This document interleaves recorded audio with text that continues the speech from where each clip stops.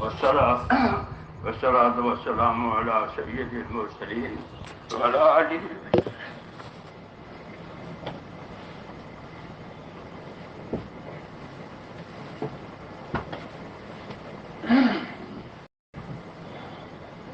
ایک تو میرے دوستوں ہوتے ہیں کام کی کمیت، ایک ہوتی ہے کیفیت.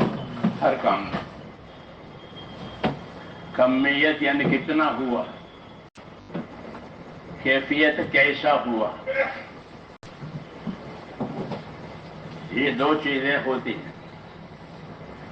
ایک کمیت ہوتی ہے تو کمیت کی طرف ذہن چلتے ہیں بڑھانے کے لیے، کیونکہ نقصان سے ہر آدمی ڈرتا ہے،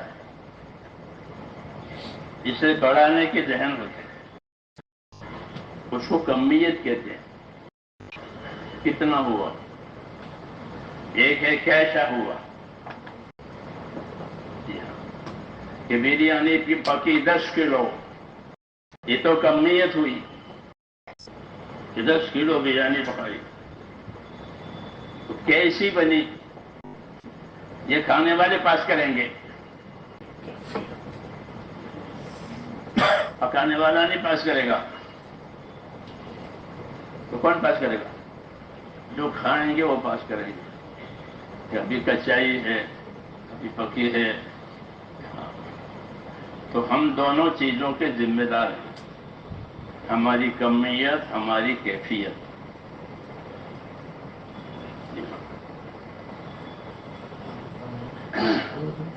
کہ ہماری کیفیت کہ بھائی ایک آدمی داعی ہے تو وہ کیسا ہونا چاہیے.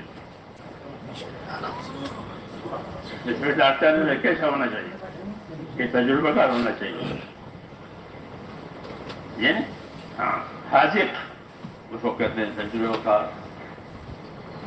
یہ اسی کیفیت ہے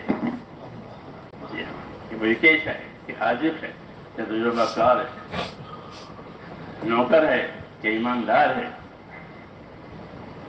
نوکر ہے لیکن ایماندار ہے، یہ اس کی کیفیت ہے. جو حساب کتاب ہوتا ہے وہ کیفیتوں کا ہوتا ہے. ان کی کیفیت کیسی ہوئی تو ہمارے اندر اس کام کرنے سے کیا کیفیت پیدا ہونی چاہیے.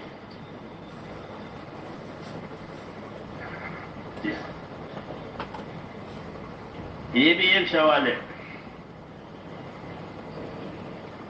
کہ ہم کس کیفیت کے ساتھ اس کام کو کریں. تو مختلف کیفیتیں ہوتی ہیں کام کرنے کی.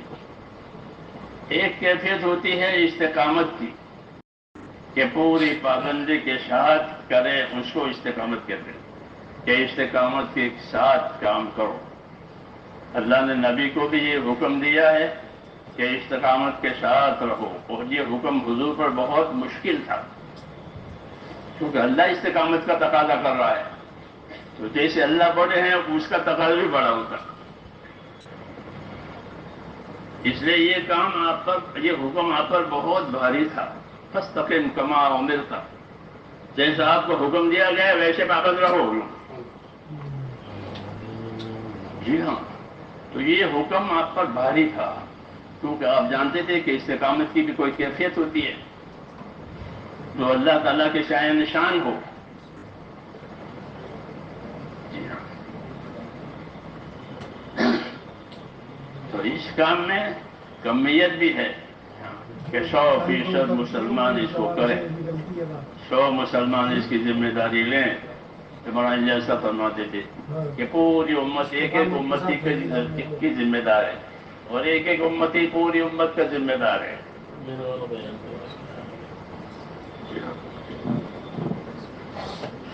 اور ایک ہے کیفیت، کس کیفیت سے کام کرو گے.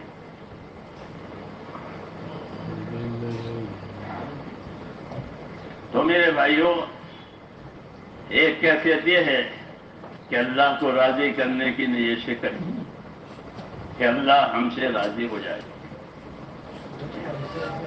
اور اس کام کے ذریعے سے ہم کو اپنی آخرت بنانی ہے. اور آخرت اس وقت بنے گی جبکہ اللہ راضی ہوگا. جس سے اللہ راضی ہوگا اس کی آخرت بنے گی، جس سے اللہ ناراض ہے اس کی آخرت بننا مشکل ہے۔ اس لیے پہلی بات کہ اپنے اندر یہ چیز پیدا کرنی ہے کہ میں اپنے اللہ کو راضی کروں مرنے سے پہلے۔ جی ہاں، یہ کیفیت ہے کہ اللہ کو راضی کرنا ہے مرنے سے پہلے۔ کیوں کہ اللہ سے ملنا ہے۔ ہاں، ہر آدمی اللہ سے ملاقات کرے گا، فاسق بھی، کافر بھی، سب۔ تو اللہ کو اس حال میں ملے کہ اللہ راضی ہو جائے، اللہ راضی ہو اور ہم ملیں۔ اس کے لیے اللہ تعالیٰ نے دین دیا ہے، وَرَضِيتُ لَكُمُ الْإِسْلَامَ دِينًا، کہ میں نے تمہارے لیے دین اسلام پسند کیا ہے۔ جب ہمارے لیے دین اسلام پسند کیا ہے تو اسلام کے خلاف کوئی بات اللہ پسند نہیں کریں گے۔ اسلام کے خلاف کوئی بات اللہ پسند نہیں کرے گی۔ اس سے ہماری زندگی 100% دین ہی بنے۔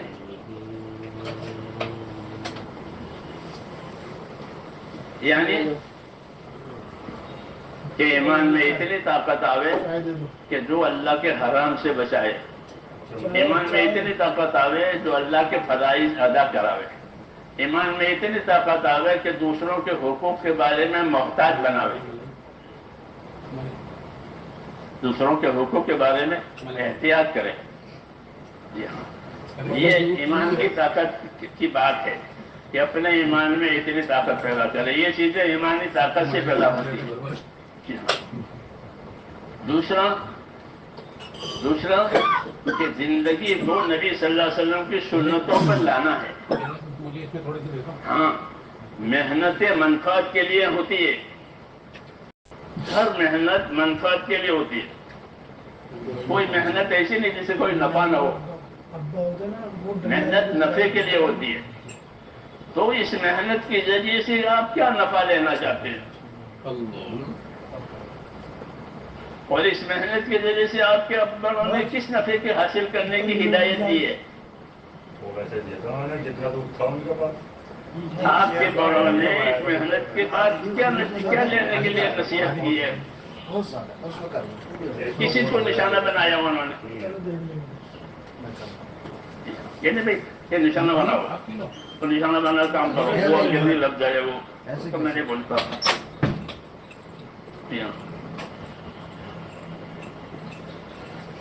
تو مولانا الیاس صاحب فرماتے تھے کہ ہماری محنت صرف اس وجہ سے ہے کہ جو باتیں جناب رسول اللہ صلی اللہ علیہ وسلم لے کر آئے ہیں وہ ہمارے اندر آ جائے۔ یہ محنت کا نفع اور محنت کا اصل مقصود ہے، نشانہ ہے۔ جی ہاں، ابن مسعود فرماتے تھے لوگوں سے کہ نبی کی سنت چھوڑ دو گے تو گمراہ ہو جاؤ گے۔ اس لیے ہماری زندگی اس محنت کے بعد اپنے نبی کی سنتوں پر آوے۔ علم و ذکر کا یہی مطلب ہے۔ علم و ذکر کا کیا مطلب ہے؟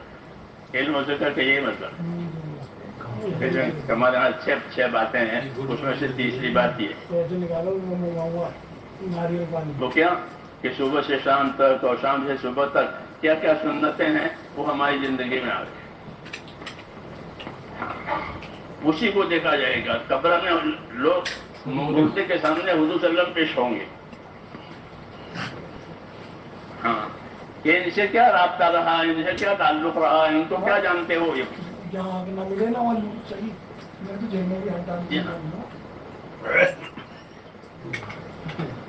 جی ہاں، اسی وجہ سے آپ کی زندگی میں تو آپ تھے، اور آپ کے بعد ہر مرنے والے کے سامنے آپ کو پیش کریں گے کہ ان کے بارے میں کیا کیا تھا۔ اس لیے اپنی زندگیوں کو اپنی خواہشات میں سے نکال کر سنتوں پر لانا ہے۔ سنتوں کے مقابلے میں صرف خواہشات ہی ہوتی ہے اور کوئی چیز نہیں ہوتی، اور کوئی چیز خواہش سنت کے مقابلے نہیں کرتے، خواہشات مقابلہ کرتی ہیں۔ تو ہمارا خروج یعنی نکلنا یہ کس میں سے؟ گھروں میں سے نکلنا نہیں ہے۔ حیات الصحابہ لکھا ہے خواہشوں میں سے نکلنا، گھروں میں سے نہیں۔ گھروں میں سے نکلنا بہت آسان ہے، کیوں کہ فرصت ہیں، پیسے ہیں، آسودہ حال ہیں، نکل جائیں گے. ہاں، یہ خواہشوں میں سے نکلنا. کیونکہ ہمارے سامنے وہ ساری باتیں نا، یہ لوگ پڑھتے پڑھاتے تو ہے نہیں. ایک مستقل باب ہے حیات الصحابہ میں اپنی خواہشوں میں سے نکلنا، گھروں میں سے نہیں. کیوں؟ گھروں میں سے بہت لوگ نکلتے ہیں کمانے کے لیے، سیر کرنے کے لیے، علاج کے لیے، شادیوں کے لیے نہیں جاتے لوگ باہر. ہاں، وہ نہیں ہے کہ ہمارا خروج خواہشوں میں سے نکل کر سنتوں پر. یہ ہے دین طریقوں کا نام ہے. دین کس کا نام ہے؟ طریقوں کا نام ہے، ریواج کا نام نہیں ہے. دین طریقوں کا نام ہے، اور طریقے بھی نبی صلی اللہ علیہ وسلم کے، اور کسی نبی کے نہیں چلیں گے. ہاں، اس لیے میرے بھائیوں، مولانا الیاس صاحب یہی فرماتے تھے کہ ہمارے کام کی اصلی غرض یہ ہے کہ جو باتیں جناب رسول اللہ صلی اللہ علیہ وسلم لے کر آئے ہیں وہ ہماری زندگی میں آئے، اور یہ باتیں ہر آدمی کی انفرادی زندگی میں دیکھی جائے گی. جتنی اجتماعی محنتیں ہوتی ہیں پھر اس کا جائزہ انفراد میں لیا جاتا ہے. 100 مریضوں کا علاج کرے گا ڈاکٹر، لیکن جب جائزہ لے کر رامن کرے گا تو ہر مریض کو الگ الگ دیکھے گا. ہر طالب علم کا الگ الگ امتحان ہوتا ہے. پڑھاتے ہیں سب کو مجموعی طور پر، وہ جانچنا الگ الگ ہوتا ہے. ہوتا ہی ہوتا. دینی تعلیم ہو، دنیاوی تعلیم ہو، جانچنا انفرادی، پڑھانا اجتماعی، علاج کرنا اجتماعی، پھر جانچ کے انفرادی، کس کو کتنا فائدہ ہوا، کس کو کتنی ضرورت. تو یہ دونوں چیزیں ملحوظ رکھیں. ہمارے سامنے اپنی انفرادی زندگی نہیں ہے تو بہت تھوڑی. اس کام سے میری انفرادی زندگی پر کیا اثر پڑا؟ بازار میں سب لوگ کاروبار کرتے ہیں، لیکن وہ اپنی انفرادی حیثیت کو دیکھتے ہیں کہ اس تجارت سے میری انفرادی مالی حالت کتنی بڑی. یہی دیکھتے ہیں نا، یہ کہ لوگوں کی بڑھ گئی، کہ لوگ بہت بہت کاروباری ہو گئے. اس کو نہیں دیکھتے وہ میری مالی حالت اس تجارت سے بڑی یا گھٹی. اللہ نے یہی دعوت دی ہے، وَلْتَنْظُرْ نَفْسٌ مَّا قَدَّمَتْ لِغَدٍ. ہر آدمی سوچا کرے میں نے اپنے آخرت کے لیے کیا کیا کیا ہے. تو انفرادیت بنانے کی دعوت دی ہے. ہاں، دونوں چیزوں کو دیکھنا ہے کہ اجتماعیت کو بھی دیکھو، کیونکہ اجتماعیت تو انفرادیت کو پوچھنے کے لیے ہی ہوتی ہے. اجتماعیت کو ختم کرنے کے لیے، انفرادیت کو ختم کرنے کے لیے نہیں ہوتی. اجتماعیت سے انفرادیت کو قوت ملتی ہے، مجموعی محنت سے افراد بنتے ہیں. تو اب دیکھیں وہ افراد کتنے بنے، یعنی افراد میں وہ باتیں کیا کیا پیدا ہوئی. ہاں، تو اسی میں کہتا ہے کمیت کیفیت کا فرق کرنا ہے، کتنے کا بہت، اور کیسے. ہاں، وہ دیکھا گیا کیسے ہوئے. بہت بیماروں کا علاج ہوا، کیسے ہوئے. بہت غریبوں کی مدد کی، یہ کیفیت ہوئی، یہ کمیت ہوئی. بھائی کسی کو کتنا فائدہ ہوا، کسی کو کتنی پریشانی ختم ہوئی. یہ انفرادیت دیکھا جاتا ہے. یہاں بھی دیکھیں گے کہ ہم اس کام میں اجتماعی محنت کے ذریعے سے کہ میری زندگی کے اندر آخرت کا رجحان کتنا بڑا. ہاں، تقویٰ کتنا آیا. حضرت عمر فرماتے تھے ہم کو تقویٰ دیا گیا ہے کہ تقویٰ طہارت کتنی آئی، پابندیاں اعمال کی، سنتوں کی کتنی آئی. ہاں، یہ نہیں کہ ملٹری کی طرح ایک طاقت تیار کر دی، ایسا نہیں ہے. بلکہ ہمارا ہر فرد ستارے کی طرح، حضور نے فرمایا میرا ہر صحابی ستارے کی طرح، کہ اس میں حرکت بھی ہے، نور بھی ہے. ستارے میں دو چیزیں ہوتی ہے، حرکت ہوتی ہے اور کیا ہوتا ہے، نور بھی ہوتا ہے. ہاں، کہ ان کے اندر حرکت بھی ہے. آپ جاندار ہیں، یہ لوگ سست نہیں ہے، حرکت ہے، اور نور ہدایت لیے ہوئے ہیں. ہاں، کہ ان کے ذریعے سے دوسروں کو رہبری ملے گی. وَبِالنَّجْمِ هُمْ يَهْتَدُونَ، کیا لوگ ستاروں سے رہبری پاتے ہیں. تو ہماری زندگی یہ ہے، دو رخی ہے. ایک رخ ہمارا اللہ کی طرف، ہاں ایک رخ اللہ کی طرف، جی ہاں، کہ اللہ کی عبادت، اللہ کا تعلق، انابت اس کو کہتے ہیں کہ اپنے اندر انابت پیدا کرو. اور انابت کے معنی ہے دلوں کا رجوع کرنا، اعمال کا اہتمام کرنا اور توبہ کرنا، اس کو انابت کہتے ہیں کہ اپنے اندر انابت پیدا کرو. انابت ہوگی تو ہدایت ہوگی. وَيَهْدِي إِلَيْهِ مَن يُنِيبُ کہ اللہ اس کو ہدایت دے گا جس کے اندر انابت ہوگی. وہ انابت کا یہ مطلب ہے. اس لیے یہ چیزیں اپنے اندر پیدا کرنی ہے. جی ہاں، یہ نہیں سمجھ کہ ہم تو ہیں. یہ قناعت ہے. کاروبار میں کمانے میں کوئی قناعت نہیں کرتا کہ میں تو ہوں بازار میں، میری دکان بازار میں ہے، کھلی ہوئی ہے، ایسا کرتے ہو؟ بلکہ صبح شام دیکھتے ہیں کیا کمایا، کتنا کمایا. ہاں، کہ قناعت سے آدمی خسارے میں جائے گا. جی ہاں، اور سستی سے محروم رہے گا. سستی سے محروم ہوگا اور قناعت کرے گا تو خسارے میں رہے گا. بڑھنے والے بڑھ جائیں گے اور یہ پیچھے رہ جائے گا. اس لیے میرے دوستو، ہم کو دونوں طرح کی محنت کرنی ہے کہ محنت کی مقدار بھی ہو اور محنت کی کیفیت بھی صحیح ہو. محنت کی کیفیت بھی صحیح ہو. ہاں، یہ محنت صحیح ہے کہ یہ محنت حکموں پر چلنے والی، سنتوں پر چلنے والی، اپنے گناہوں سے توبہ کرنے والی، جو چیزیں ہم سے فوت ہو گئی ہیں، عبادتیں اس کے ادا کرنے والی. بہت سے لوگوں کی نمازیں ابھی باقی ہیں. جی ہاں، جماعت میں نکلنے سے پہلے کی باقی نمازیں ہیں، باقی زکاتیں ہیں، تو وہ یہ نہیں کہ یہ معاف ہو جائے گی، کہ اس کی ترتیب بنائی جائے گی کہ کوئی چیز ہم پر باقی نہ رہے اس حال میں موت آوے. وَلَا تَمُوتُنَّ إِلَّا وَأَنْتُمْ مُسْلِمُونَ خبردار تمہاری موت اس حالت میں آوے کہ تم اللہ کی بات مانتے مر جاؤ. یہ دعوت دی ہے اور اس محنت کی یہی غرض ہے. کیونکہ محنت ہدایت کے لیے ہوتی ہے. محنت ہدایت کے لیے ہوتی ہے، اور ہدایت اسی کو کہتے ہیں کہ دلوں کا یقین صحیح ہو جائے، جان مال کا استعمال صحیح ہو جائے، اس کو ہدایت کہتے ہیں. اس لیے یہ چیز اسی لیے ہے. اس لیے میرے بھائیوں، قناعت نہیں کرنی ہے. ہاں، قناعت نہیں کرنی ہے، بلکہ آخرت کی فکر میں اپنے آپ کو آگے بڑھانا ہے. اور آخرت کی فکر کے ساتھ اپنے عملوں کی پابندی. جی ہاں، سنتوں کی پابندی انفرادی زندگی میں یہ ضروری ہے کہ قبر میں ہر آدمی کو اس کی انفرادی زندگی دکھائی جائے گی. قیامت میں اجتماعی زندگیاں دکھائی جائے گی. جی ہاں، قیامت میں اجتماعی زندگیاں دکھائی جائیں گی. لوگ فوج در فوج آئیں گے، چوروں کی فوج، ڈاکوؤں کی فوج، متقیوں کی فوج.